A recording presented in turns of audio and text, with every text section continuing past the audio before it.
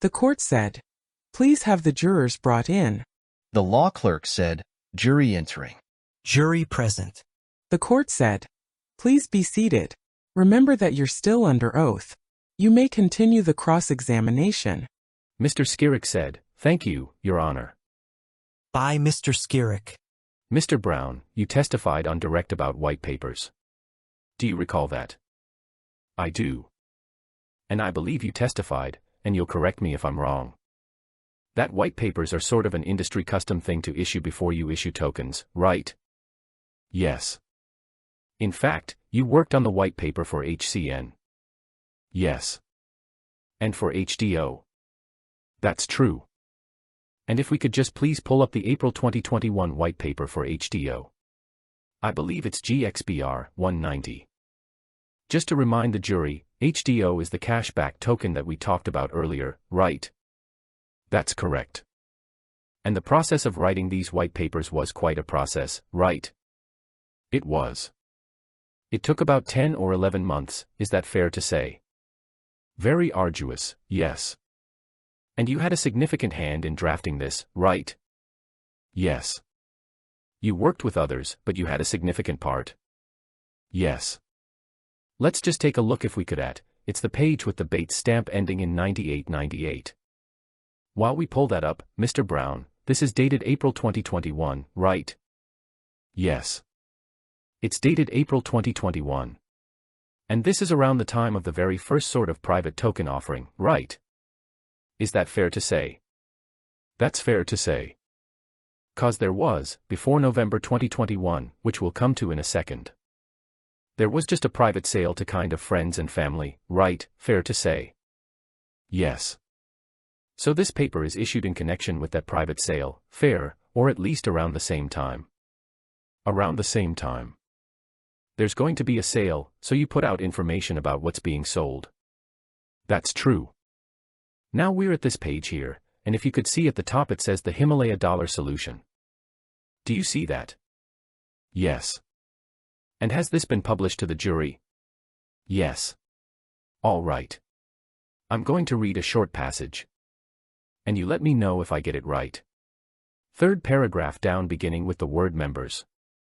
Members of the Himalaya Exchange will be able to participate in an issuance of the Himalaya dollar through the purchase of HDO credits through the Himalaya Exchange. Do you see that? Yes. And then moving down 2 paragraphs to the sentence beginning in the middle of the market. You see here it says, if the market for HDO credits experiences significant liquidity shortfall, the issuer will have the ability to use the funds in the reserve to provide liquidity support. Do you see that? Yes. And then moving down another 2 paragraphs to the sentence that begins, in addition. In addition to the trading solution benefits, HDO credits are also designed for use through the Himalaya Pay app. The Himalaya Pay app, which will be launched during Phase 3, will allow members to use HDO credits to offer domestic and cross-border payments to merchants who accept payment for goods and services through Himalaya Pay within the Himalaya ecosystem. It defines Himalaya ecosystem. Members will also be able to make transfers of HDO credits from their Himalaya Pay account to the Himalaya Pay accounts of other members. Did I read that correctly? Yes. Now, is it fair to say that this describes the HDO credit system that you and I discussed earlier today? That's fair. And is it also fair to say that what we just read describes the anticipated launch of the HPay app? Yes. If we could just move to the next page, please. At the top it says rollout. You see that? Yes. And this just generally speaking. This slide or page from the white paper shows the sort of phased rollout of the ecosystem, is that fair? Yes, that's fair. In fact it says right there on the top of the left what the anticipated schedule for the phase rollout is. Right. Yes. Let's read one there. It says, Himalaya Exchange pre-launch and launch of HDO. Private placement participants. Just to pause there. Do you understand that to mean the private sale that you and I were just talking about a second ago? I understand, yes. It says, private placement participants may apply to open a Himalaya Exchange account and complete KYC procedures following opening of an account. Private placement participants may top up their account by purchasing Himalaya dollar credits with USD on a 1-to-1 ratio. If we zoom out, just go to 2, please, under Himalaya coin launch. Do you understand that Himalaya coin is HCN? Yes. And there it says that registration period for private placement participants expires. Private placement participants may purchase HCN credits up to their allocated amount. Mr. Horton said, Your Honor, may we have a second to confer with defense counsel? The court said yes. Counsel conferred. Mr. Skirek said, Thank you, Your Honor. And then if we go to arrow 3, it says, Full Himalaya Exchange and Himalaya Pay app launch. Under that it says, members may commence trading HDO, HCN and other crypto asset credits through their account on the Himalaya Exchange. The Himalaya Exchange is open to the public for registration and trading. The Himalaya Pay app will enable members to start sending and receiving payments globally. And again, that describes the anticipated rollout of HPay app. Mr. Horton said, Your Honor, may we approach? There's an observation. The court said okay. Continued on next page. At the sidebar.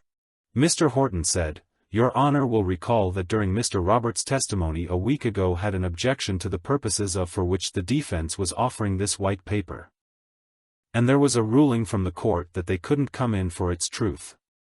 They could use the white paper to ask. We could go to Mr. Roberts the same as Mr. Brown, non-hearsay questions about the document. But not use it to sort of assert to the jury that so and so is true. I spoke to Mr. Skirek to say that we anticipated in his questions rather than the use of the document because it's mostly reading the document as opposed to questions. We're veering into the territory that we understood was set aside with the court's ruling last week. We think that reading the document over and over again with this witness crosses that line that the court set. The court said, So are you asking for a limiting instruction? Mr. Horton said, Yes. Mr. Skirek said, We're offering this for a non-hearsay purpose. We're just offering it for the fact that it was said. It's directly relevant to materiality because we will argue that this was a disclosure of the way that the system actually worked. The government will argue that by saying these tokens were crypto that was somehow misleading. And we're entitled to be able to put this in. Again. For non-hearsay purpose of showing that this was in fact said and a disclosure was made. The court said, Are you saying that the document does not describe the asset as crypto? Mr. Skirek said, That is a true statement. It's not only that, though, Your Honor, yes. The court said, But you're not seeking to offer it for its truth? Mr. Skirek said, I don't think we need to offer it for its truth. The statements that are statements of anticipated events, of upcoming events are also being offered simply for the fact that they were disclosed. Ms. Strofa said, or made. Mr. Skirek said, It's also relevant because they're obviously going to argue that Mr. Gov't through some series of other people intended to mislead folks by saying it's crypto when it wasn't. So we're entitled to bring this in to show that there wasn't any intent to deceive. Mr. Horton said, There wasn't a question about, Mr. Brown, were these things actually said? Mr. Brown. What was the effect on you of these things non-hearsay purpose? This document is in evidence. It came in last week. And it came a week ago. A lot has happened at trial with a limiting instruction. We think it would be appropriate given the amount of time being spent on the same document with a similar witness to again remind the jury that that's how this document should be viewed. The court said, That's what I'll do. Mr. Skirek said, Your Honor, just for purposes of efficiency, I'm going to go through subsequent white papers. Hopefully very quickly, but there are 3 more and I will try to cover them quickly. The court said quickly. Continued on next page. In open court, jury present. The court said, Members of the jury, I want you to understand that this document is not being offered for its truth. It's only being offered for the fact that it exists and those statements were made. By Mr. Skirek. I've forgotten where we were. I think we were on phase 2 describing Himalaya payout. My question, Mr. Brown, is that did I accurately read that? Yes. And you were the author of this, in part, of this document, right? In part. If we can move to page 9901. And if I can just focus your attention on the last paragraph of this page beginning, in addition. It says, in addition, following the launch of the Himalaya Pay app, members will be able to use HDO credits to offer payment to merchants who can accept payment for goods and services through the Himalaya Pay app to make transfers of HDO credits from their Himalaya Pay account to the Himalaya Pay accounts of other members. When the planned infrastructure upgrade to a hybrid Ethereum and Quorum blockchain platform is completed, we believe that the Himalaya payout will provide significant benefits against pure offerings and represent a highly scalable solution. Did I read that correctly? You did. Let's go to page 9903, please. At the top, first paragraph reads, following commencement of Phase 3 rollout, members will be able to make a request to exchange credits to their Himalaya Exchange account for the corresponding crypto assets, which if approved by the Himalaya Exchange would then be transferred to a member's external wallet address. Did I read that correctly? Yes. Now, as a co-author of this April 2021 HDO white paper, did you believe those statements were true when they were made? Anything incorrect in that? No. Let's move to. The court said, there were two questions there. The first was, did you consider that statement to be true? And so he needs to answer both questions. Mr. Skirik said, I believe he answered the second question, Your Honor. The court said, I don't know that he answered both questions, and I'd like him to answer both questions. Mr. Skirik said, I jumped the gun. The question is, did you believe that what we just read to be true at the time? Yes. And nothing incorrect in there, right? Nothing incorrect. Okay. Thank you. Now, if we could please pull up what's been marked as GXAS 13. This is just for the witness, the court, and the parties, please. Mr. Brown, do you recognize this document? I do. Is this a copy of the Himalaya Coin HCN white paper for April of 2021? It appears so, yes. Mr. Skirik said, Your Honor. We move this document or offer this document into evidence consistent with the court's prior instruction. The court said, is there any objection? Mr. Horton said, no objection provided there's a similar instruction given to the nature of the document. The court said, so how many of these similar documents do you have? Mr. Skirik said, 3 more including this one. The court said, so the instruction that I just gave you that these documents are not being offered for their truth, but merely for the fact that they existed. We'll leave it at that. That applies to a total of 4 documents. Mr. Skirik said, and we're on the second here. Now can we please publish to the jury, Your Honor? The court said, go ahead. It is admitted. Government's Exhibit S13 received in evidence. By Mr. Skirik. Now, Mr. Brown, you had a hand in co-authoring this paper as well, right? Yes. If we can please go to page 7. Just to draw your attention to the second paragraph beginning participation. It says, participation in the issuance of the Himalaya coins will only be available to certain members of the Himalaya Exchange, a new digital asset exchange which is at the heart of our mission to create a new digital financial system. The operation of the Himalaya Exchange and associated application and infrastructure will be facilitated through the use of credits. Credits within the system will correspond to a particular type of crypto asset. Did I read that correctly? You did. Now, if we go down to the second to last paragraph on the same page beginning the Himalaya ecosystem.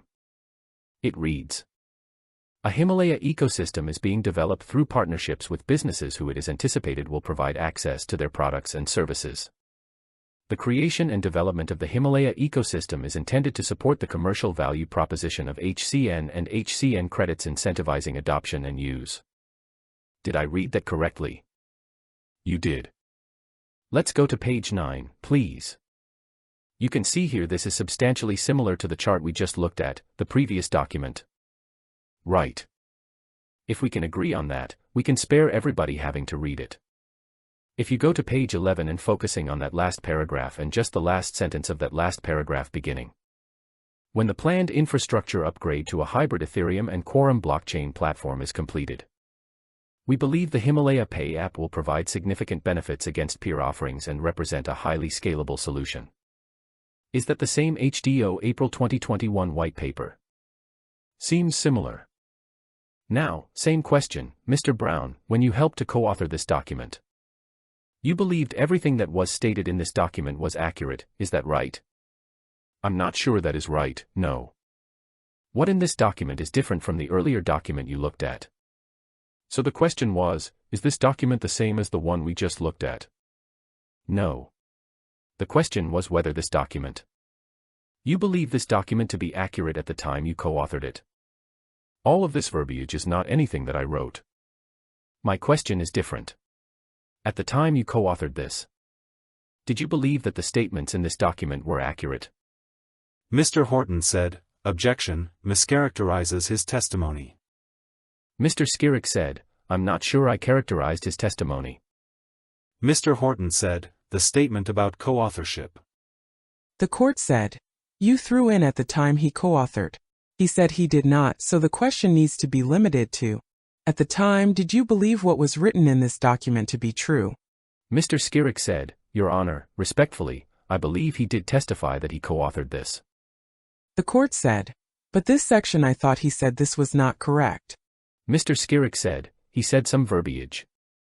The court said, did you write a portion of the sentence that we're looking at right now? The witness said, I did not. Mr. Skirrick said, Your Honor, may we have a brief sidebar? The court said, okay. Continued on next page. At the sidebar. Mr. Skirrick said, Your Honor, candidly, Your Honor.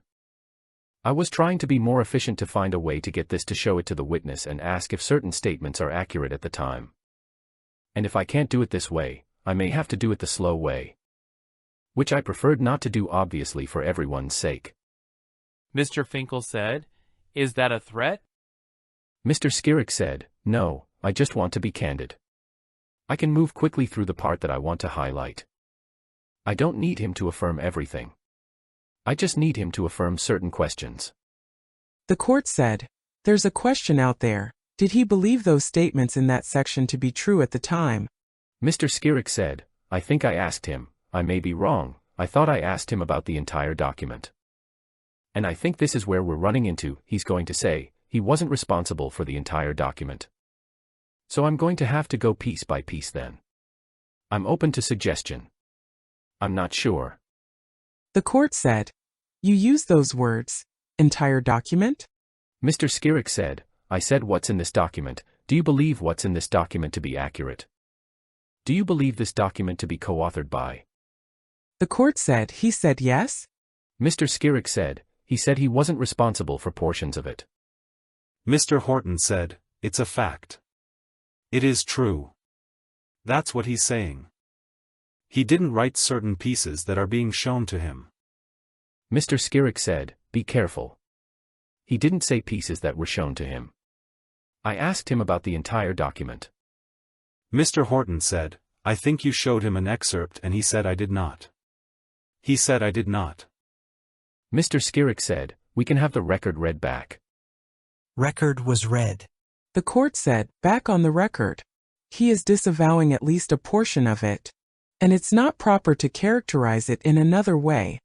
Mr. Skirrick said, I can take it piece by piece and ask him statement by statement, which is really what I want to do. Again. Your Honor, I was looking to save time. Mr. Finkel said, I think what's going to come up, the document that he authored, he doesn't believe he authored all of it. If he wants to ask, do you believe everything in this document is accurate? I suppose he could ask that question. I don't know. Mr. Brown would need to review it. We can't, for efficiency, decide that the witness should just adopt something that the defense wants him to adopt. I don't think that's appropriate. Mr. Skirrick said, nobody is implying that. I'm saying I would reluctantly go back and do it in pieces because I think in pieces comes out differently. He's saying he didn't do the whole document. The court said, I don't know any other way of doing it. Continued on next page. In open court, jury present. By Mr. Skirrick. If we could please go back to page 9. Actually, I'm sorry. Let's make it page 10. Now, Mr. Brown. If I could focus you on the third paragraph down from the top beginning credits. You see that? Yes, I do. It says, credit can only be used on the Himalaya exchange within the Himalaya ecosystem, representing a right to participate in trading on the Himalaya exchange, and do not carry any right to require their exchange for fiat currency on crypto assets. A member may make a request to the Himalaya exchange to exchange credits on their account and receive a transfer of corresponding crypto assets to their external wallet addresses. Did I read that accurately? I believe you did. And if we can now go to page 7, second paragraph. We read this earlier. Participation in the issuance of the Himalaya coins will only be available to certain members of the Himalaya exchange. A new digital asset exchange, which is at the heart of our mission to create a new digital financial system. The Himalaya exchange. The operation of the Himalaya exchange and associated applications and infrastructure will be facilitated through the use of credits. Credits within the system will correspond to a particular type of crypto asset. Did I read that correctly? You did. At the time this was written in April of 2021. Did you believe that to be an accurate statement about the functioning of the credit system? Yes. If we could go down in the same document to the second to last paragraph, please. Beginning the Himalaya ecosystem. It says here, the Himalaya ecosystem is being developed through partnerships with businesses who it is anticipated will provide access to the products and services. The creation and development of the Himalaya ecosystem is intended to support the commercial value proposition of HCN and HCN credits, incentivizing adoption and use. Did I read that correctly? Yes, you did. And understanding that this is a statement of future intention, at the time this was made in April of 2021. Did you believe? Mr. Horton said, Your Honor, objection to the testimony including legal conclusions. Mr. Skirek said, I'm happy to do it in pieces. Mr. Horton said, it's not the size of the testimony. It's the fact that it's testimony. The court said, don't ask him for legal conclusions. He's not a lawyer. Mr. Horton said, the objection is that counsel is stating legal conclusions and testifying about them, not even asking a question. The court said, and Mr. Skirek, you're not to state legal conclusion. By Mr. Skirek. The question is, what do you understand here by the ecosystem is being developed? I understand that the ecosystem is being built out. Right. And it's in process, right? According to that wording, yes. As you and I talked about earlier before the lunch break, it was in fact being worked on, right? Yes. So is that an accurate statement of what was being worked on at the time in April of 2021? Yes. Now, if we could please go to Government Exhibit AS-12. Mr. Brown, do you recognize this document? I do. And what is it? It's the white paper for the Himalaya coin. And what's the date on this document? That would be January 2022. And were you a co-author of this white paper? I would say at this point I've pretty much given up the pen to the attorneys. So did you participate in drafting this in any way? Mr. Horton said, asked and answered. Mr. Skirek said, that's a different question. The court said, overruled. You may answer. I would have to see the whole document to comment on that. Sure. We're happy to just flip through it briefly. I'm happy to focus you on a particular page if that would be helpful. If there's any page about the Quorum and Ethereum ecosystem, that would have been the only thing that I wrote. Let's focus on page 8 if you don't mind. It's halfway down on this page, the sentence beginning. The Himalaya exchange is intended. It says, the Himalaya exchange is intended to provide high levels of liquidity and credits traded on the platform and other crypto assets. Do you see that? I do. And this document still describes in January of 2022 the system at the exchange as being one based on credits. Right. Mr. Horton said, Your Honor, I don't believe this document is in evidence. I don't believe it's been offered. The court said, so it needs to have a foundation first. Do you recognize this document? Mr. Horton said, to be clear, we have no objection subject to the same instruction given that it's a similar document. The court said, so have you offered it to be admitted? Mr. Skirek said, yes, Your Honor. The court said, so it's admitted. Government's Exhibit AS-12 received in evidence. The court said, "Is there an objection to this item?" Mr. Horton said, "No objection," asking for an instruction given the substantially similar nature of this document. The court said, "You may go ahead." Mr. Skirek said, "If this isn't published to the jury, can we publish to the jury?"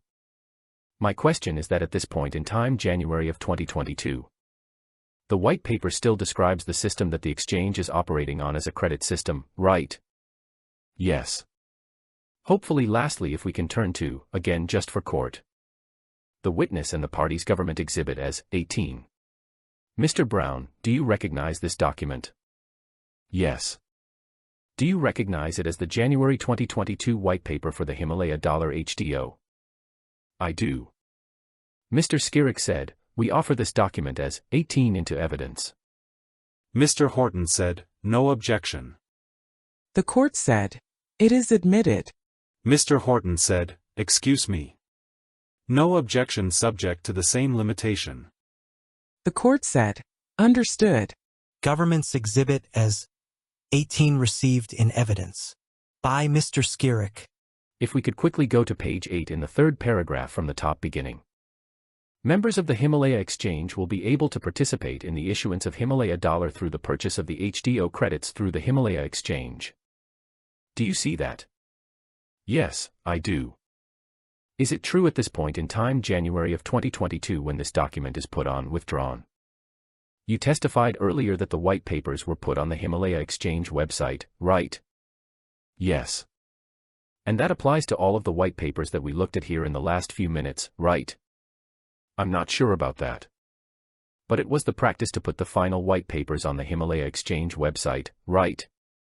It was the practice. And you don't have any reason to believe that these weren't posted to the website consistent with that practice.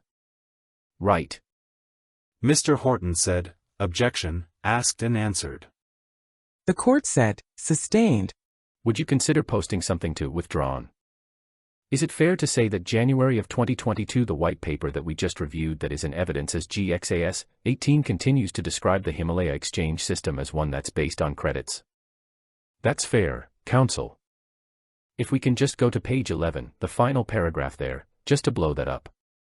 And I believe, Mr. Brown, you testified before that you recall that your role in drafting the white papers at this point in time would have been focused on descriptions of quorum. Is that fair? Yes, that's fair. So I'm going to read this paragraph. It says, in addition, following the launch of the Himalaya Pay app, members will be able to use HDO credits to offer payments to merchants who accept payment for goods and services through the Himalaya Pay app or make transfers of HDO credits from their Himalaya Pay account to the Himalaya Pay accounts of other members. When the planned infrastructure upgrade to a hybrid Ethereum and Quorum blockchain platform is completed, we believe that the Himalaya Pay app will provide significant benefits against peer offerings and represent a highly scalable solution. Did I read that right? You read that right. Do you recognize this as a portion of this document to which you contributed as an author? No, that is not true. Is there some other portion that relates to Quorum that you believe you contributed to? I believe in previous white papers there was a whole section devoted to Quorum. And you were working on Quorum, right? Well, I was working on the white paper around Quorum, yes. The exchange was working on Quorum, right, during your time there? Yes. Is it fair to say that the paragraph that we just read here at the bottom of page 11 of this document that's in evidence is an accurate statement of what was happening at the exchange at the time this was published? It is fair, yes. Thank you. I believe you testified that on direct that there was no difference between G-Coin and H-Coin. Do you recall that? I do. Did you ever write a white paper for G-Coin? I may have contributed to one, yes. Was one ever finalized? Not to my knowledge or my recollection. Did G-Coin ever exist? It did not. Was G-Coin ever anything more than a concept? Yeah, it was a concept of H-Coin. Try to answer my question. Was G-Coin ever anything more than a concept? Mr. Horton said, asked and answered. The court said, "Sustained." Mr. Skirek said, "Move to strike, Your Honor." The court said, "It was already asked and answered." Mr. Skirek said, "Move to strike as non-responsive." The prior answer was non-responsive. Mr. Horton said, objection. The court said, sustained. When you say there's no difference between G-coin and H-coin, do you mean that the G-coin concept became the H-coin later? I'm not sure that's entirely true either. So G-coin was never created, right? No, it was never created. Right. And H-coin was the thing you worked on, right? Could you repeat that? H-coin was the thing that you worked on, right? It was, yes. Not G-coin, just to draw a distinction between the two. For the first month or so, we were calling H-coin G-coin. So it was renamed. That's right. Okay. Fair enough. But G-coin never became a reality, right? Mr. Horton said, asked and answered. The court said, sustained. Now, you testified that on direct that your work at the exchange was not what you expected at the time that you joined. Right.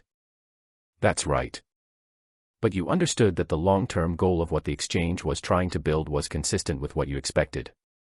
Right. Mr. Horton said, objection, we've been through this, Your Honor. Mr. Skirrick said, this is as to his expectation. The court said, you're asking whether the long-term goal was consistent with what, his expectation? Mr. Skirrick said, correct, of what the exchange was going to build. The court said, you may answer. I didn't expect it to build to be credits. In the long term, as we've discussed, it wasn't going to be credits, right? Mr. Horton said, objection. Mr. Skirrick said, I have to be able to ask the question. The court said, you can answer that question. That's right. So you didn't expect it to be a credit system. But you also understood that eventually it was going to move to a real crypto system that was not based on credits in your view. Right. That's right. So that would have been consistent with your expectation, right? Yes. So therefore the question is, the long-term plan of what Himalaya Exchange was building was consistent with your expectations. It was just the short-term plan that was inconsistent, right? Mr. Horton said, objection, Your Honor. The court said, so there's a lot of questions in there. Isn't it true that the long-term plan of what the Himalaya Exchange was building was consistent with your expectation of what they were going to build when you joined? Mr. Horton said, asked and answered. The court said, sustained. Now, you were frustrated that it was taking longer than you wanted to bring about the developments in the Himalaya Exchange. Is that fair? That is fair.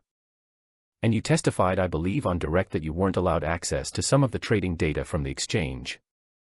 Is that right? I wasn't allowed access to any data. Can you answer my question? Yes. The trading data. The trading data. You never asked William J.E. for access to that trading data, right, as you testified to on direct. That's correct. And Mr. J.E. wasn't really running that as you said, right? Could you ask that question again? Sure. I believe you testified on direct that Mr. J.E. wasn't really running the trading data. He wasn't really the owner of the trading data, right? That's fair. That was the CISO. Right. Azim. Who was in charge of information and security. That's correct. And he was in your view sort of hypersecurity conscious, right? Yes. You don't think that Mr. J.E. was keeping anything from you, right? In terms of the trading data, because Mr. Azim was hypersecurity conscious. I found it odd that I couldn't have a peek at what was going on. Did you ever hear Mr. J.E. say that you, Mr. Brown, couldn't have a peek? Mr. Horton said, objection, calls for hearsay. Is it your understanding that Mr. J.E. ever told Mr. Azim not to show you the data? The court said, you may answer. Could you repeat that one more time? Is it your understanding that Mr. J.E. ever told Azim not to show you the data? He never told Mr. Azim not to show you the data, correct? Mr. Horton said, objection, 2 questions. The court said, if you'll just ask the main question. To your knowledge, Mr. J.E. never told Mr. Azim not to show you the data, right? That's correct. Now, you testified earlier a point came when you were promoted to CEO. That's right. And this was roughly in the spring of 2021. Yes. And that was at a stakeholders meeting. Yes. And were all of the heads of the departments for the exchange there? They were. The folks that we talked about before as being kind of the senior group, right? Yes, correct. And you had the impression that there were some other folks in that senior group who wanted that CEO job. Right. Yes, that's correct. And you had the impression that they were maybe bugging Mr. J.E. to get that CEO job, right? I'm not so sure bugging is the correct word. They were overzealous maybe. Fair enough. And prior to that there was no CEO role, right? It was just Mr. J.E. effectively in control. That's correct, counsel. And you believe that you made CEO because you were fluent in the language of blockchain, right? No. No. Do you recall telling the government that you believed that you were made CEO because in part you were fluent in the area of blockchain? No. I recall saying that Mr. J.E. was impressed with some of the things I had done here in the States and that was one of the reasons. And you also understood that in your view one of the reasons he promoted you to CEO was because of your willingness to relocate if necessary. That's fair. Within limits. We understand there are some things were out of bounds. Fair. There were real reasons for you to be made CEO, right? Those are two reasons, right? Those are two. And now you testified you don't really feel like you're CEO material. That's true. Currently you have your own company, right? Yes, consulting company. You're the CEO of that company.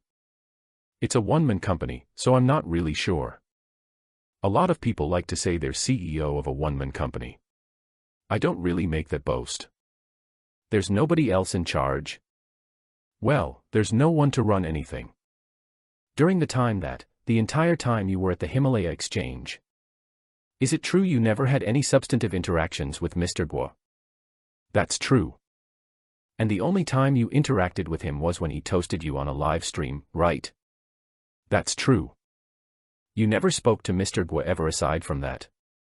Not to my recollection. And he never gave you any management direction whatsoever, right? No. Now, did a time come when the smart contracts for HCN and HDO were created? There were.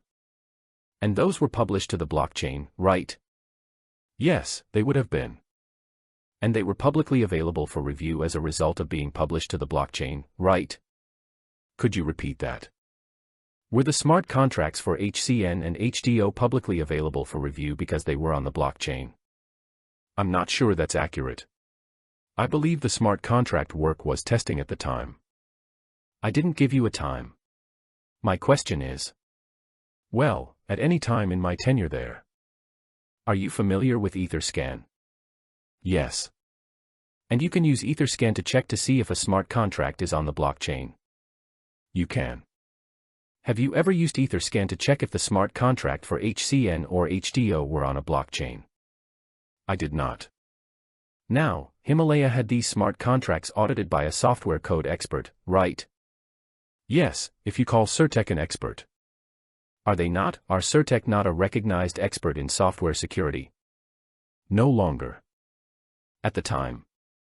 At the time it was suspect too because of the FTX crash. Did in fact Himalaya hire Certec to audit the smart contracts for HCN and HDO? They did. In fact Certec made recommended changes to the smart contracts of HCN and HDO, right? I believe so. I wasn't privy to it. Do you understand that those smart contracts for HCN and HDO are upgradable? I had no knowledge of that, but the potential to be upgradable through Solidity is there. Right, as a matter. It's inherently. They're inherently upgradable. Yes. Now, I just want to talk briefly about the KYC process at the exchange. What does KYC stand for? Know your customer. And in your view the onboarding of an exchange customer was a pretty time-intensive thing. It's very arduous. Very arduous. And I think there was something like 16 questions that customers had to go through in order to sign up. That's correct. Do you recall telling the government in your view most people had trouble filling out more than 4 fields of the 16? Yeah, that's an industry understanding that after 4 fields, you begin to get a drop-off in people signing up. And even if someone did manage to fill out all of the fields, they still had to go through BitGo's onboard process, right? Mr. Horton said, Your Honor, we object to the line of questioning beyond the scope of directive KYC and onboarding. Mr. Skirek said, Your Honor, I'm happy to. The court said, I don't remember anything about customers signing up, so this is beyond the scope. Mr. Skirek said, Your Honor, I'm happy to call him as my own witness if we need to. This goes to the general operations of the exchange, which I think is well in bounds given Mr. Brown's direct testimony. Continued on next page. The court said, okay. Mr. Skirek said, Thank you. By Mr. Skirek. So the question is, even if someone did fill out all fields, all 16 fields, they still had to get through BitGo's onboard process, right? I don't recall if BitGo was part of that 16 or not, but BitGo was involved in that, yes. Okay. So whether they were part of the 16 or followed the 16, they were involved in the process somehow. That's right. Okay. And do you recall that the BitGo onboarding process required customers to take a picture? Yes, I do. Okay. And it turned out that a lot of people had trouble taking pictures of their IDs when they were foreign IDs, right? That's right. By foreign, I mean non-US IDs, right? That's accurate. And that gave the technology fits, right? It did. Okay. And because the technology wasn't good at handling Mandarin characters in particular, right? That's correct. All right. And also because the software was designed for like a first name last name, and in China. At least, that is typically switched. Exactly. And as a result of the arduous, to borrow your phrase, onboarding process, it took customers sometimes a month or more just to complete the paperwork, right? That is correct. Okay. And you thought it should have taken something more like 24 to 48 hours, right? 20 minutes. Fair enough. Even shorter. And you were concerned that people were getting frustrated with it, right? It was obvious. Okay. And there were calls to the 24/7 Mandarin English hotline about that, right? Flooded the hotline. Okay. And one of the reasons that there were all of these checks was because the exchange restricted users by geography. Right. Can you repeat that? Yeah. I mean, sure. One of the reasons that there was all of this process that we just talked about was because the exchange restricted onboarding users from certain geographies. Yeah, that's true. Okay. And the US was one of those geographies, right? It was. And Canada was too, right? As well, yes. All right. And do you recall telling the government that you believed that the exchange spent more money on these compliance procedures than anything other than IT? I don't recall saying that, no. Okay. Maybe we can refresh your recollection real quick. Actually, withdrawn. Do you remember telling the government during one of your meetings with them that you thought the people at the exchange were overly compliant? I do. Okay. And your view was there was too much compliance, right? Yes. It was excessive. Yes. And you recall telling the government that you thought the exchange could have taken more customers. I think that's true. Okay. Now let's just talk about marketing briefly. The exchange, withdrawn. In your view, the exchange was too conservative when it came to its own marketing about its services and products, right? Yes. And you felt the lawyers were making the decisions about marketing, right? I did. Mr. Horton said, Objection. Right. And they could have been doing much more marketing but didn't, right? They could have done some marketing but didn't. Right. You felt like they did virtually none. Yes. Okay. And the exchange was particularly diligent about not letting, withdrawn. Sorry. During your Wednesday meetings, which I believe were the compliance meetings, there were discussions about customer onboarding, right? Yes. And at the committee, I'm sorry. Withdrawn. At those meetings, the compliance folks would assess the risk of onboarding particular customers, right? I'm not sure if that's accurate. Okay. Well, what did the committee do with respect to onboarding or what? Withdrawn. What did the committee do with respect to assessing the risk of particular customers? There's a process called regulatory mapping. That's what we did. Okay. And you would assign customers who you were doing a regulatory mapping for a risk score. Yes. And in your view, this process was a good way of being able to monitor who was buying and selling. Can you repeat that again? And in your view, this risk scoring and regulatory mapping process was a good way of having the exchange track who was buying and selling. No. I don't see the correlation there. Well, if only approved, withdrawn. Only approved customers can buy and sell on the exchange, right? Yes. Okay. So in order to get onto the exchange, this regulatory mapping process was designed to allow only trusted customers onto the exchange, right? Yes, if you're referring to the risk scoring, yes. There were certain, yes. Yeah. And again, that was another part. I think, you correct me if I'm wrong, in your view that was a bit overly restrictive, right? It was. It had flaws. Okay. Now in the summer and fall of 2022. Do you recall that new registrations for the exchange started to decline? I do recall that. Okay. And in your view this was due in part to the lack of any marketing, right? That's fair.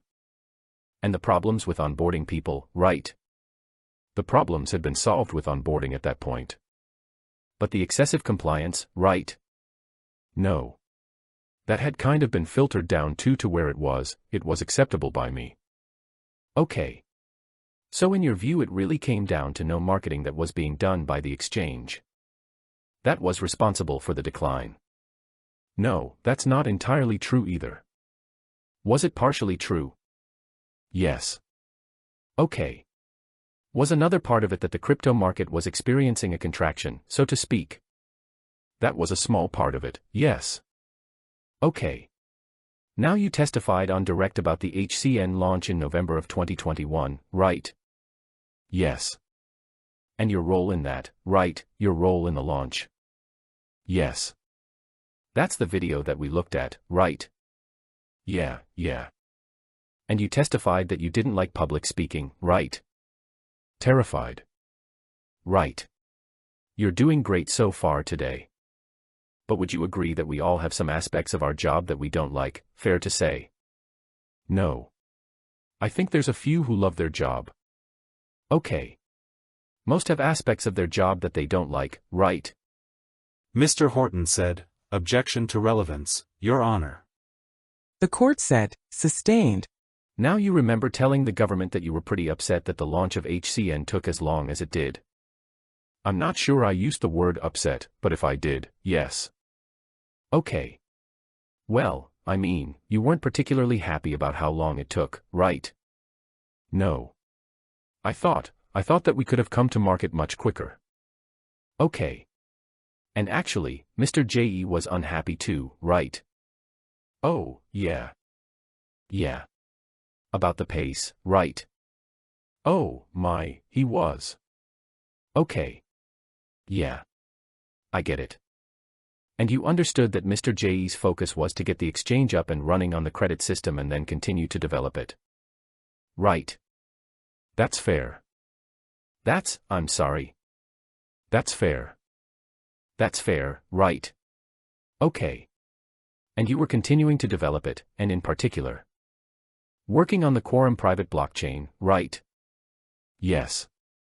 Mr. Skirik said, okay. Now if we could just please pull up GX3401. And we don't need to play the video, just the still. Please. This was, I believe, admitted on direct. While we're waiting for that, I believe you testified on direct that you thought the exchange wasn't quite ready to launch, right? That's correct. All right. And did you tell Mr. J.E. that you advised against launching? I did not. Okay. And isn't it true that sometimes businesses launch and experience difficulty in their first weeks or months? Mr. Horton said, objection. The court said, sustained. Is it your experience that businesses, particularly startups, when they first launch, experience difficulties in the first weeks and months? Mr. Horton said, same objection. The court said, sustained. Okay. Now you remember. Mr. Skirrick said, let's just leave that up. Sorry. Just the still. Now you recall testifying that you believe you made false statements in this video, right? Yes. Okay. Because you said that Himalaya exchange, withdrawn. You said in this video that the trading happened on the blockchain, and you believe that was misleading, right? I do. Okay. Now you testified that you said that because you didn't want to disrupt the launch of HCN, right? Yes.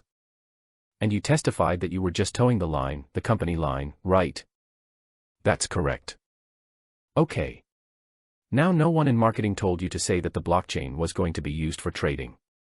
Right. No one told me, could you repeat that again? Yeah. No one. I believe you testified that you got some guidance from marketing before this video. Yes. Okay. So my question is, no one in marketing told you to say that the blockchain would be used for trading, right? That's correct. Right. And in fact, we just looked at all these white papers that say that it's a credit system, right? Right. Right. So people who had access to the internet could find that out, right?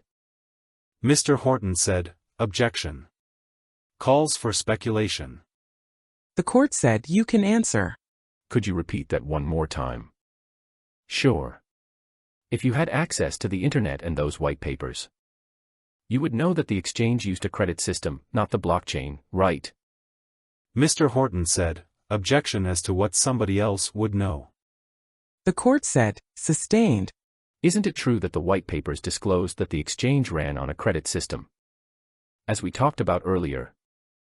Mr. Horton said, Your Honor, as the question indicated, we have been through this. We've talked about it. The court said, so you may ask him whether the document or documents say that. You can ask him whether he believed those words to be true.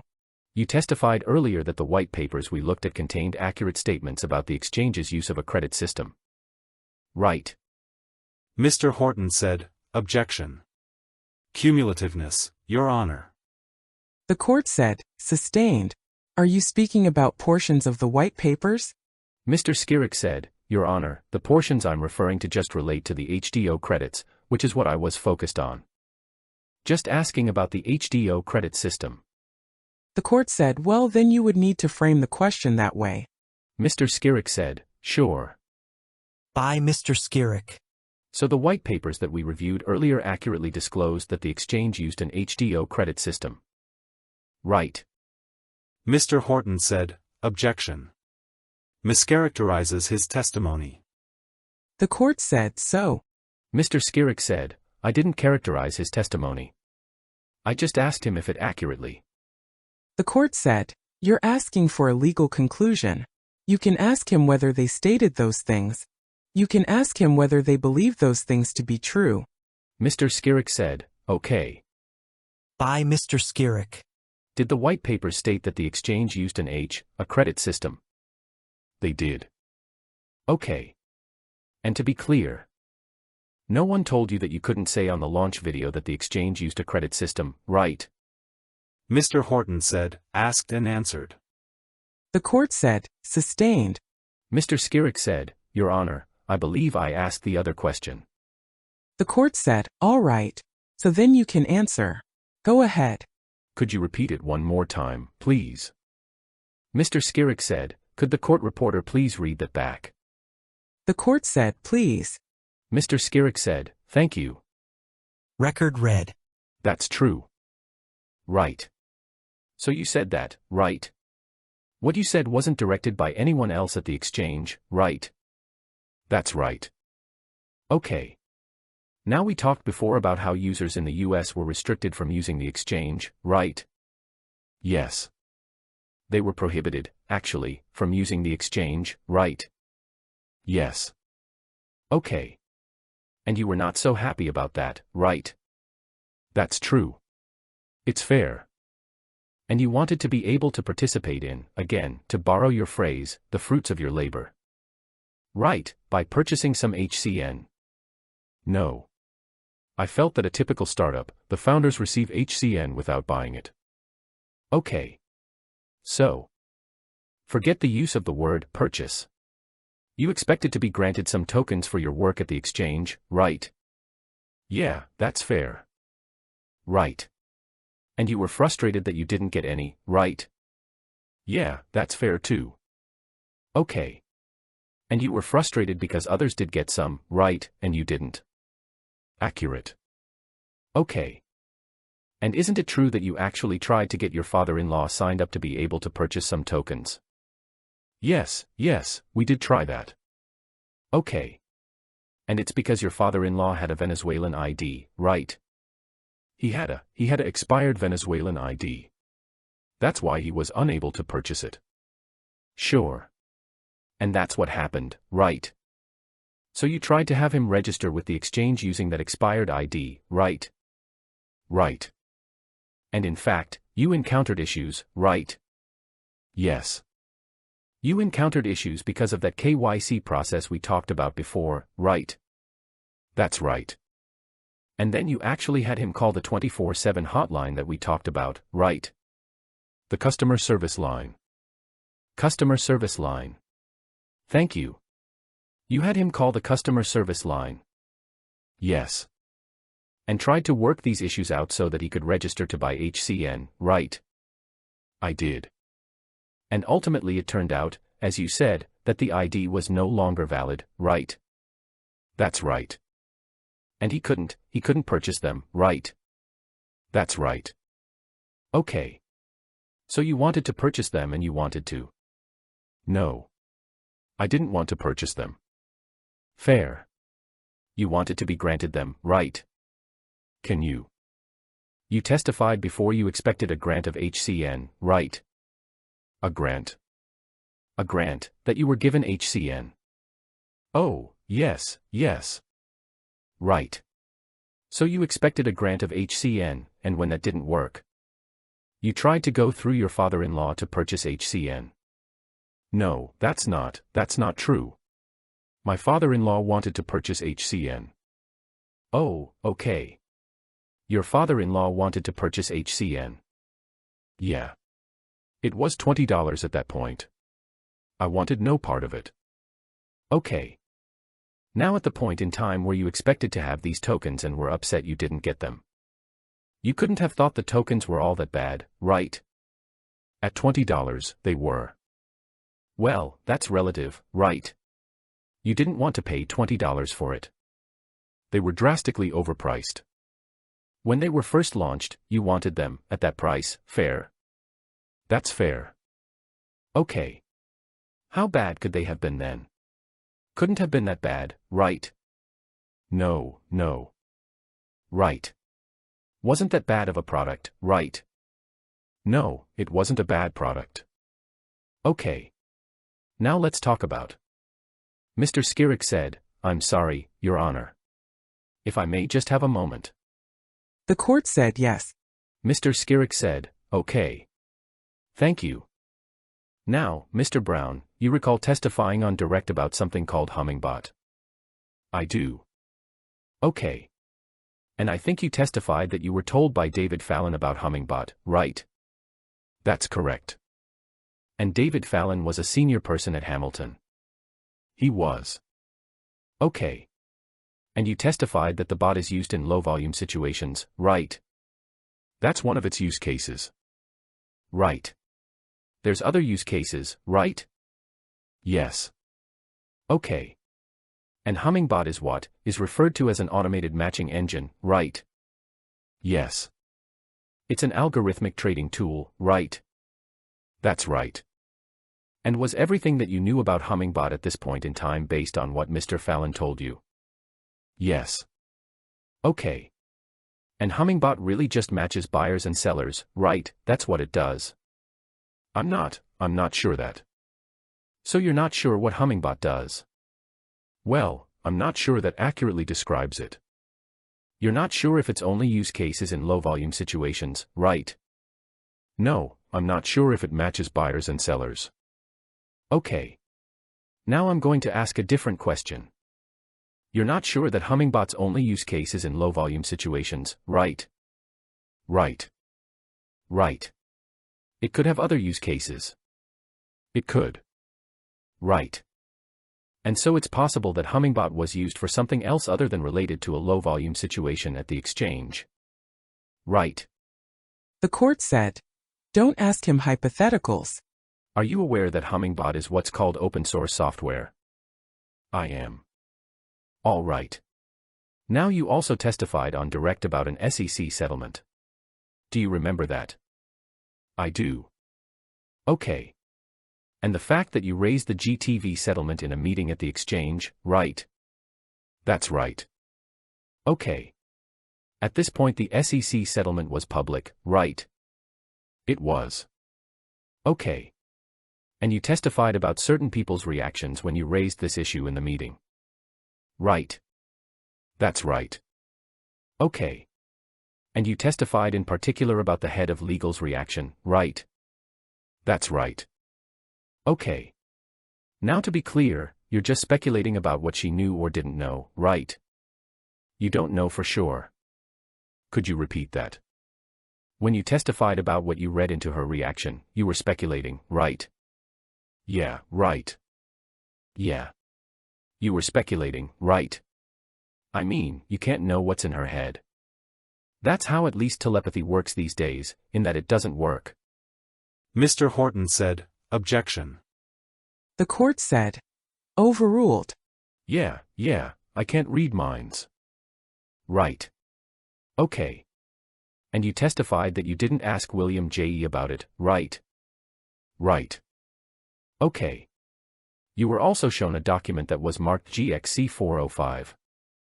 Mr. Skirrick said, "Can we please pull that up, Anne?" Okay.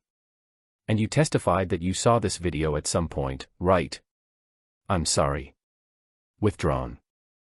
That you testified that you saw this article at some point, right? No. Mr. Horton said, "Objection." Yeah, misstates the testimony. The court said, "Sustained." Okay. Did you see this live broadcast at some point? I've never seen a live broadcast, no. You read an article summarizing it, right? Yes. Okay. Now when you read that article, you didn't raise this issue with Mr. J.E., right? I hadn't seen this article until recently. Ah. So you hadn't seen this article at the time, right? That's right. You hadn't even seen this article while you were still working at the exchange, right? That's right. You saw this article in preparation for your testimony. That's correct. Okay.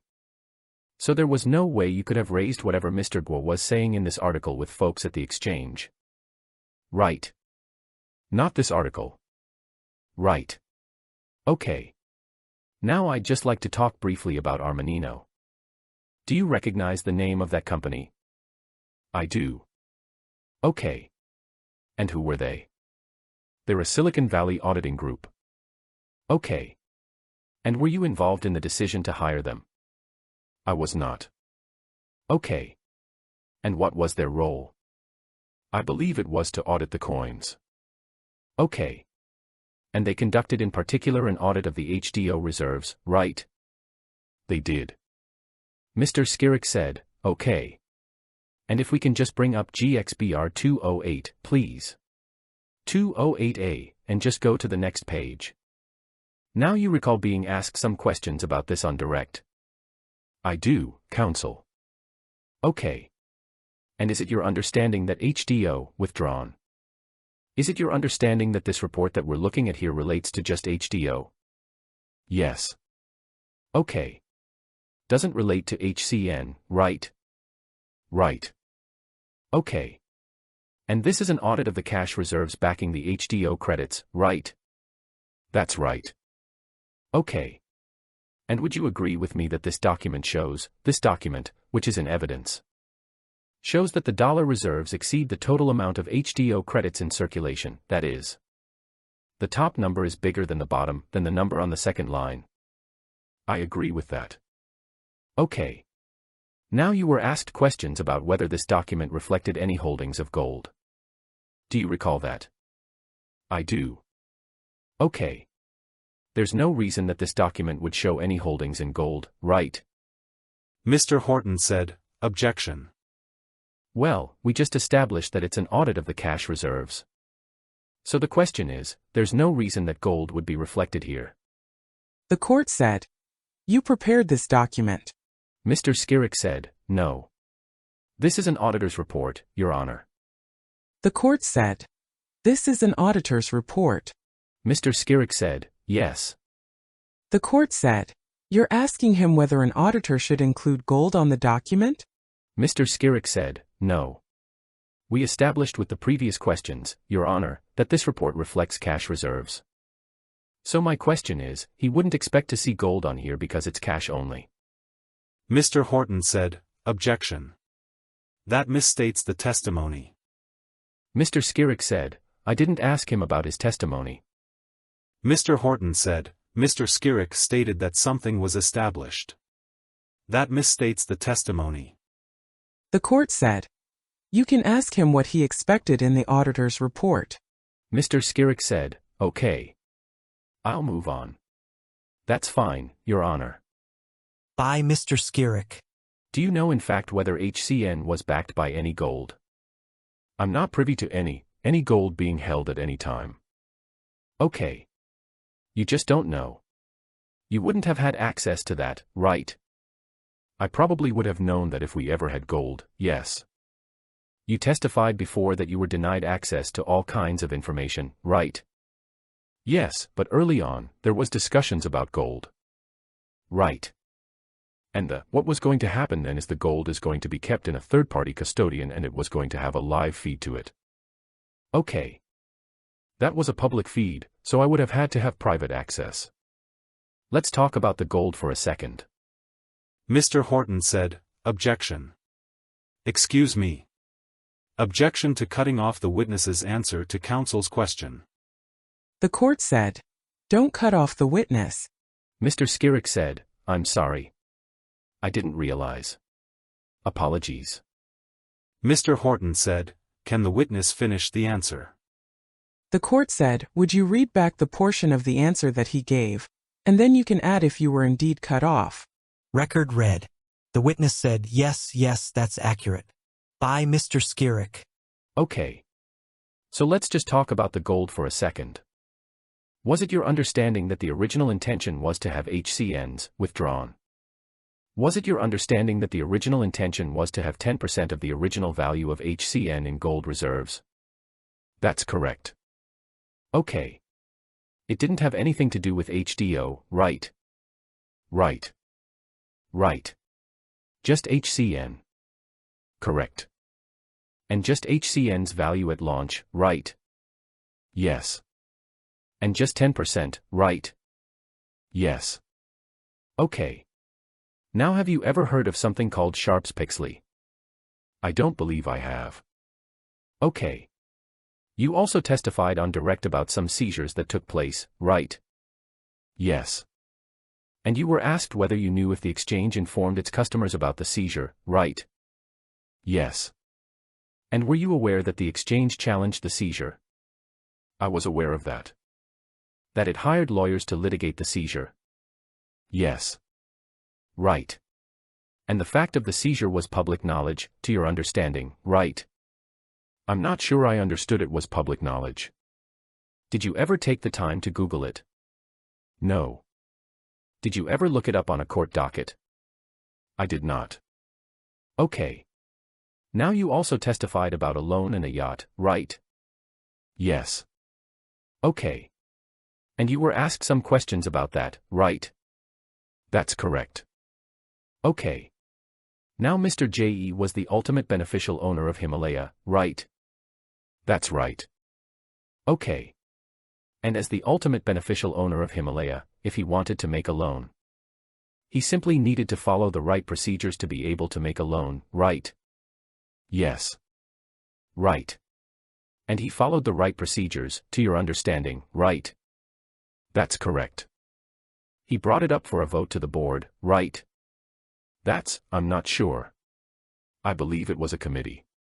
I'm not sure it was a board. Okay. So a committee, he brought it up for a vote to the committee.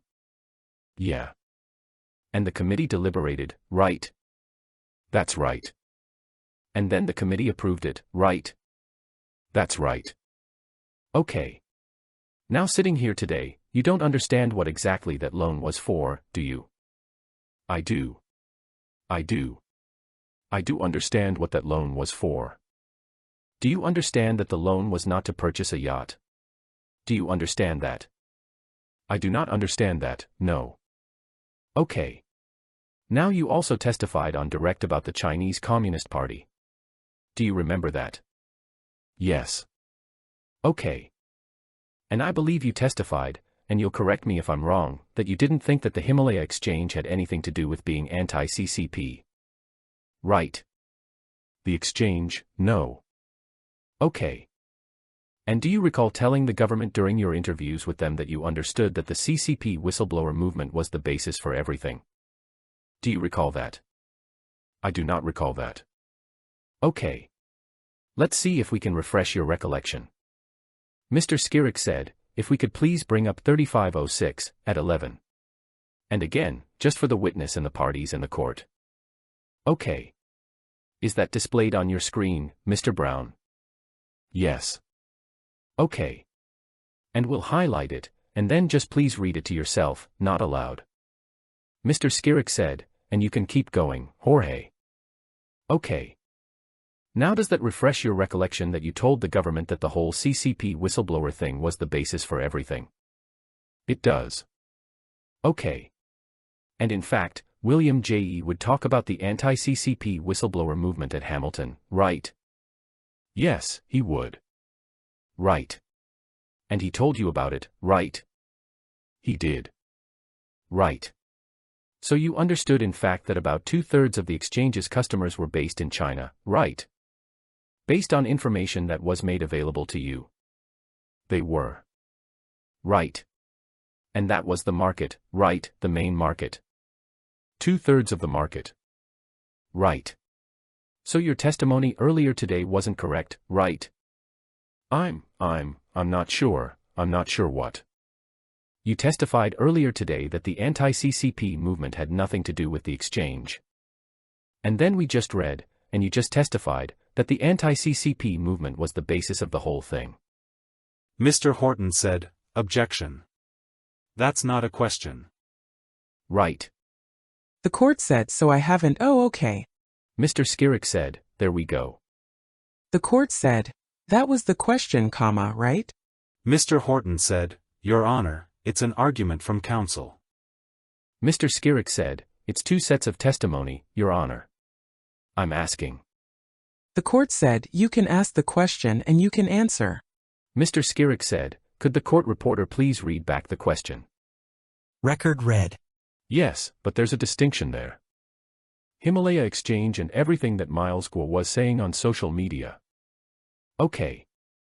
So just to be clear, your testimony here is that the anti-CCP movement and the whistleblower movement had nothing to do with the exchange. You're sticking with that. I'm sticking with the exchange was non-political, yes. Okay. Now are you aware of something called a DDoS attack? Yes. Okay. What's that? That's when the servers for your web entities are attacked to try to knock you offline. Right. Okay. Now did the exchange experience DDoS attacks? Yes. Yeah. How many would you say, if you can count? I'm not sure of the real numbers. I'm not sure of the hard numbers. Okay. But it was an issue for the exchange, right? It wasn't an issue because we had protections in place. Right. Well, Azim, the security guy, was pretty focused on the potential for DDoS attacks, right? He was. Or other bad party or bad actor attacks, right? Correct. Did you understand that that had anything to do with the anti-CCP whistleblower movement? Based on your time at the exchange. It was talked about. Right. It was talked about as perhaps being why the exchange was targeted, right? Yes. Yeah. Right. Yeah. Okay. And did you hire vendors to analyze the DDoS attacks? When I say you, I mean the exchange. Yes. And did one of these DDoS attacks happen in June of 2022, if you recall? I don't recall. Okay. Now you left the exchange in January of 2023, right? That's right. Okay. And after you left the Himalaya exchange, did you solicit Mr. J.E. for an investment in a new project you were working on? I did. Okay. And did you send him an agreement asking him for an investment? I did. And how much money were you looking for? I don't recall. Was it more or less than $100,000? I'm going to say more. Was it more or less than $500,000? Probably right around there. Okay. And you discussed this investment with him? Yes. Potential investment with him? Yes, yes. Yeah. But he never ended up getting back to you, right? He didn't. Okay. All right. Now is it fair to say that in the 2 months before you resigned from the exchange, you continued to work on the long-term goals of the exchange? I don't think so. I kind of checked out by then. So you were just collecting a paycheck? Pretty much. Okay. So you don't recall whether, in December 2022 and January 2023, you were continuing to work on things like the merchant portal? I don't recall the merchant portal. Okay. Or any self-custody options that may have been. Yeah, self-custody options. Okay. All right. And what about HEU? Do you know what that is? Please state that again. Sure. What about HEU? Hue. Oh, that, I believe that would have been Himalaya Euro. Right. So it was another stablecoin that the exchange planned to offer, right? Yes. Right. Another token that it was going to add to the tokens available for trading on the exchange. Yes. Right. And even though you may have stopped working on the exchange's long-term goals, is it your understanding that other people at the exchange continued to work on those long-term goals? Mr. Horton said, objection. Mr. Skirek said, during his time. The court said, you can say what you observed. Mr. Horton said, objection. The question was about after he had departed. The court said, I did not hear you. Mr. Horton said, I said the question was about after he departed, so. Mr. Skirek said, no. The question was, and I'm happy to rephrase. By Mr. Skirek. The question was, during the end of your tenure, while you were still there. Even if you were checked out and just collecting a paycheck, as you testified. Were other people at the exchange still working on the long-term goals of the exchange? That's fair. Okay. Now, Mr. Brown. You met with the government lawyers on a number of occasions before your testimony here today. Yes. And how many times, if you recall? I believe it was 4 or 5 times. And would you be surprised to learn that in fact it was 9 times, including this morning? A total of 10. No, not surprised. Okay. Sounds about right, right? It sounds like more, but. I'm sorry. It sounds like more, but. Yeah, okay. Now in addition to the times that you met with the government lawyers, your lawyer also had separate conversations with them, right? Yes. Okay. And your lawyer would, withdrawn. I'm going to just caution you to be careful. I don't want you to tell me about any communications that you had with your lawyer, okay? I don't want you to recount those conversations, okay? Does that make sense? It does. Okay. Is it fair to say that your lawyer would report back to you on his conversations with the government? Yeah, that's fair to say. Okay.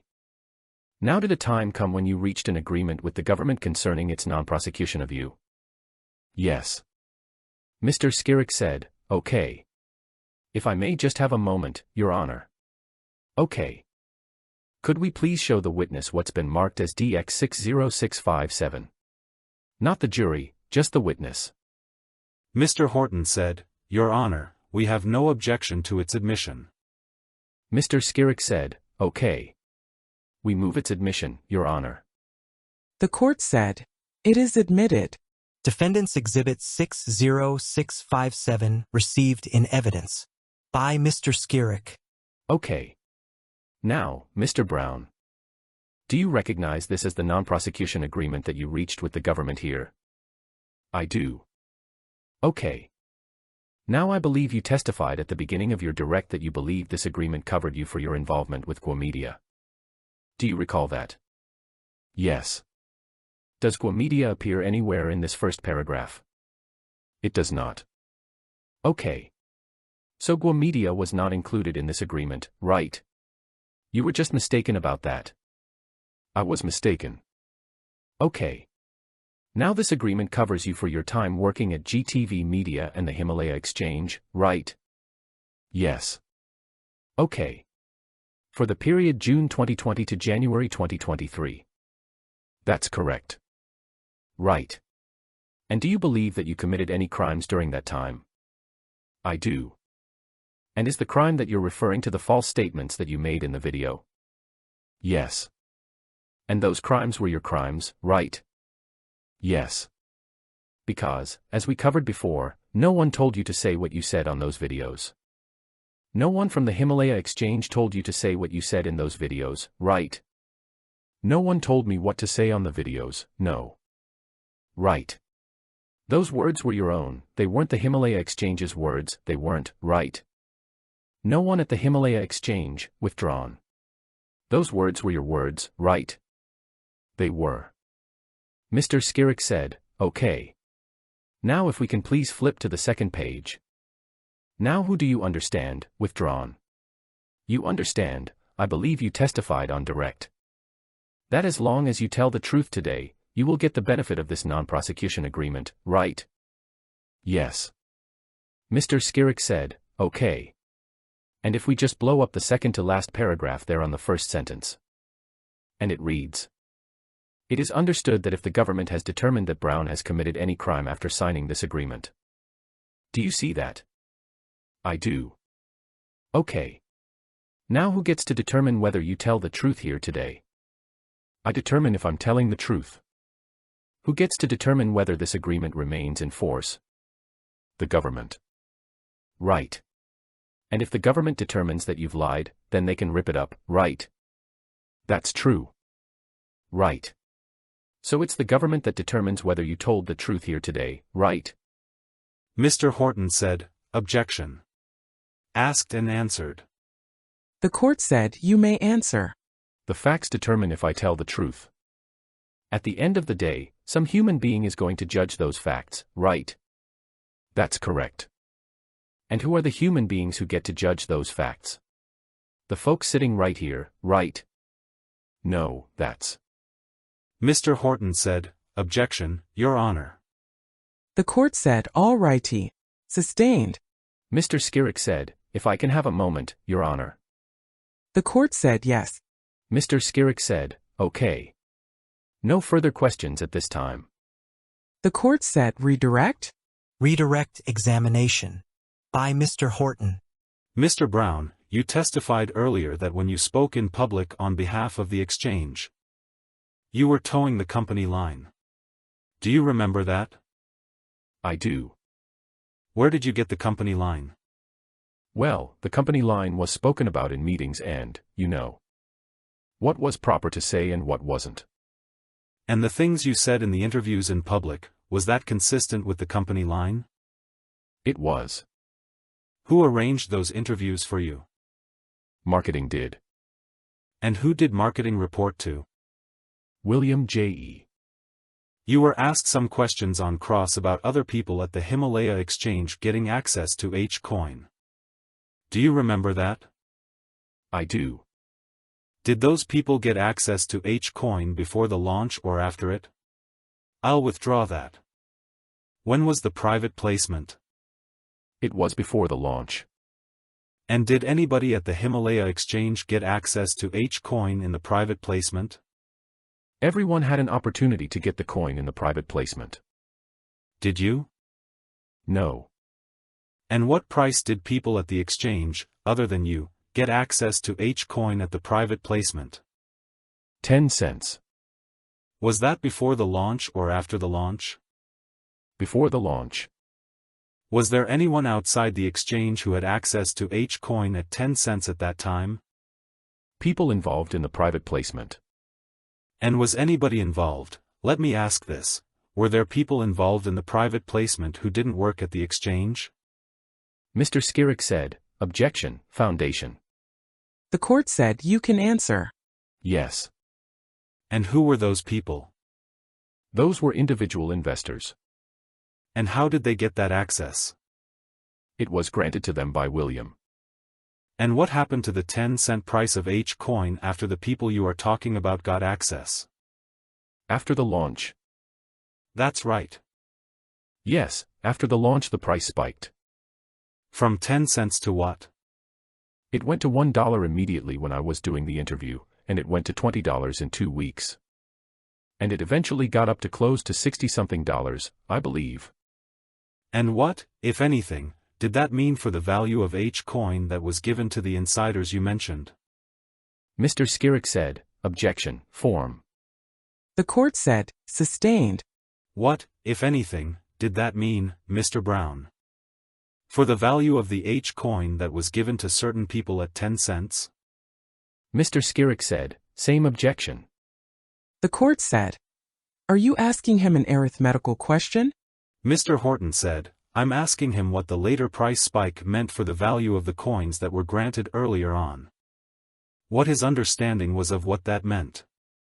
I can move on, Your Honor. By Mr. Horton. You were asked some questions on cross about the Himalaya Exchange's statements that it made about credits and crypto. You remember that? I do. Were H-Coin credits crypto? They were not. Why not? Because they weren't on the blockchain. Mr. Skirek said, "Objection, Your Honor." It goes back to the sidebar earlier. The court said, overruled. Were H-dollar credits crypto? They were not. Why not? They weren't on the blockchain. And when, if ever, could Himalaya Exchange customers buy H-dollars on the blockchain? Never during my tenure. And when, if ever, could Himalaya customers buy H-Coin on the blockchain? Never during my tenure, counsel. You were asked a series of questions about what it's like for customers at other cryptocurrency exchanges. Do you remember that? I do. When, if ever, was H-Coin listed at another cryptocurrency exchange? It never was. And when, if ever, was H-dollar listed on another cryptocurrency exchange?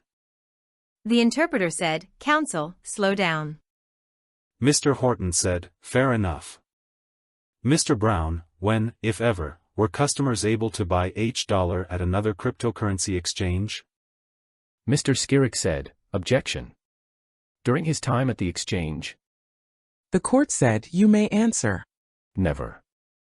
You were asked some questions on cross about the distribution of the white papers. Do you remember that? I do. Did Long Island David give out the white paper? Mr. Skirek said, "Objection." The court said, overruled. The question was, did Long Island David give out the Himalaya Exchange white paper? I'm not sure who Long Island David is. Did David Dye in the UK give out the white paper? David Fallon. Oh, no.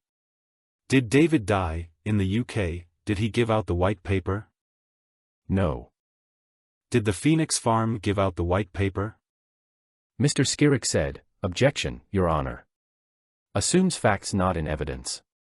The court said, overruled. You may answer. No. Did Min Ran Wu get a copy of the white paper? Mr. Skirrick said, objection. Foundation. There's no way he can know that. The court said, you may answer if you know. I'm not sure who that is or if they got a copy of it. Did the Mountain of Spices farm distribute the white paper? Mr. Skirrick said, same objection. The court said, you may answer. Not that I know of. What about the UK farm, did they distribute the white paper?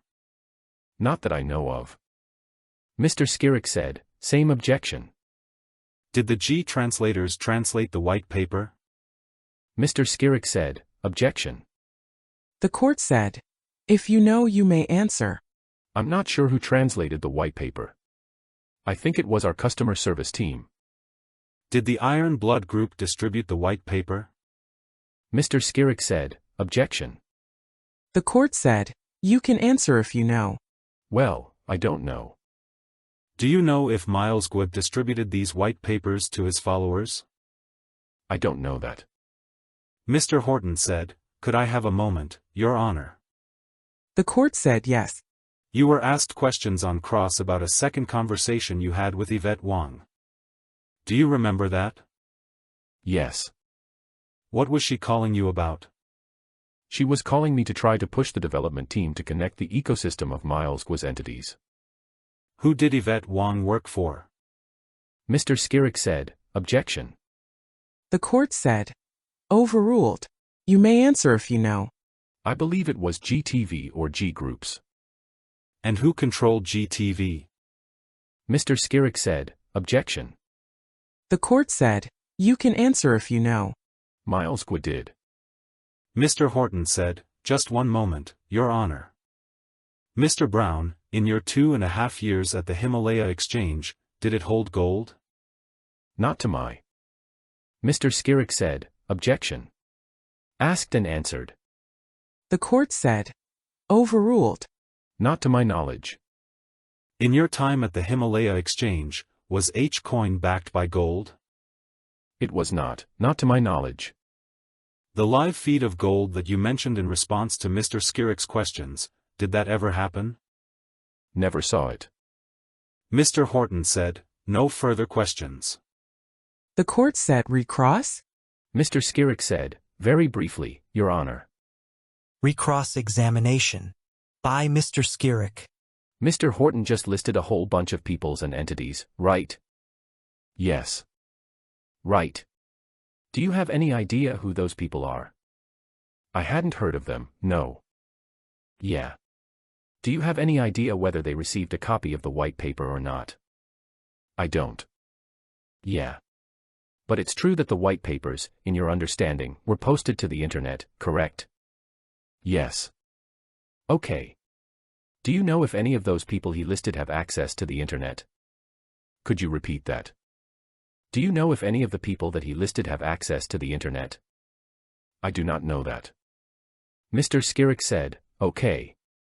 No further questions. Mr. Horton said, nothing further. Thank you. The court said thank you. You may step out. Witness excused. The court said, members of the jury, it's now 4:59. So we have finished our work for the week. You'll be coming back on Monday, and we will revert to our prior schedule where you'll be able to leave at 2:45. So I want you to be ready to come in on Monday into the courtroom at 9:30. I also want to remind you about our schedule going forward. During the week of June 24th next week, we have no court on Friday, so it's just 4 days. And the following week we only are in on Tuesday and Wednesday, the 2nd and the 3rd of July. So I wish you a good weekend. Remember that you're not allowed to discuss the case amongst yourselves or with anyone else. Don't permit anyone to discuss the case in your presence. Don't read, listen to, or watch anything from any source that touches on the subject matter of this case. Have a good weekend. Jury not present. The court said you may be seated. Is there anything before we break for the weekend? Mr. Finkel said, Your Honor, I just want to temper now what I said this morning, in light of this afternoon's pacing. We had anticipated in our projection to accomplish another 3 witnesses today, 2 of which are short. One of which is, I would say, a medium-length witness, probably along the lines of the Mala's special agent. Not short but not really long either. The cross today was very long, much longer than the direct. We would ask the court to consider sitting a full day on Tuesday to ensure that what the government hopes to do is rest on Tuesday. We think that will help pick up the time. There are a number of witnesses that are left, many of which we think are short, but we don't know how long the crosses are going to be. And our projection of the cross for this particular witness was clearly wrong. I think Mr. Skirrick said he had 45 minutes left at the lunch break. That didn't prove to be the case either. That happens, we understand. But to stick to the Tuesday, we might need more time. I just want to keep the court informed of where we are in terms of progress. That's all. The court said, so I'm not opposed to asking the jurors if they can stay until 5 on Tuesday. So why don't we see where we are on Monday? Mr. Finkel said, that makes sense to the government, Your Honor. Just so Your Honor understands. From the government's perspective, it's not just about when the government rests. The defense has a case, as they are entitled, and we're trying to predict the length of their case. Also the possibility that the defendant chooses to testify. And sort of where that puts us with the date that the court told the jury of July 12th, I think, if I have that right. Plus the days off. So that's the government's thinking. And we appreciate the court's indulgence on that and wish Your Honor a good weekend. The court said, anything from the defense? Ms. Shrofa said, Your Honor, I believe that Mr. Kamraju has communicated that the defense case is not long. And we're kind of confused as to why the government keeps thinking that we are going to exceed our time slot. We fully anticipate being on track with the trial end date that the court has told the jurors. I do not believe we need to change the schedule. But I think that there is no concern from the defense side of the case, and I'm trying to assuage that for the court. We do not believe it will be a long case. We've said this several times before, and we reiterate it here. And should that change, we will let the court know immediately as well. Thank you, Your Honor. Mr. Finkel said, Your Honor, I have talked with defense counsel about the case. And their estimate is that it ends on July 3rd, without the defendant testifying, right? If the defendant testifies, that's going to change things, obviously. But we also have their witness list. And it doesn't look like a 4-day defense case. If there are witnesses that the defense has scratched off the list. Some they told us about. Some we agreed to scratch off as part of stipulation negotiations. But there are a lot who are still pending, and if they already know that they're not calling them, we'd ask that they tell us today who they're not going to call. Ms. Shrofa said, Your Honor, to the extent that we have any additional information, I'm sure we will be able to communicate that to them. But again, the defense does not anticipate this trial going beyond the time told to the jurors. I just reiterate that. It's been a long week, Your Honor, and if we have any updated information, we're happy to pass it along. Issue. The court said, all right then. Ms. Shrofa said, thank you. The court said, on Monday at 11:30, I will revisit this. Mr. Finkel said, thank you, Your Honor. The court said, have a good weekend. All counsel said, you too. Adjourned to June 24, 2024, at 9 a.m.